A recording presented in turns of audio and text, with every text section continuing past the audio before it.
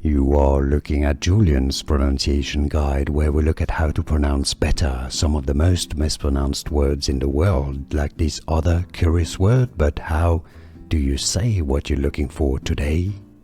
Let's learn how to pronounce this word once and for all correctly in English. If you want to learn more confusing pronunciations, make sure to stay tuned. Alright, so this is a word that originally comes from French. In French, it's vide. Alright, so if you hear vide, especially sous vide, that exists. Now, as a single word, this means to see, and it's pronounced as vide. Also, vide, but in American English, it can also be pronounced as vide.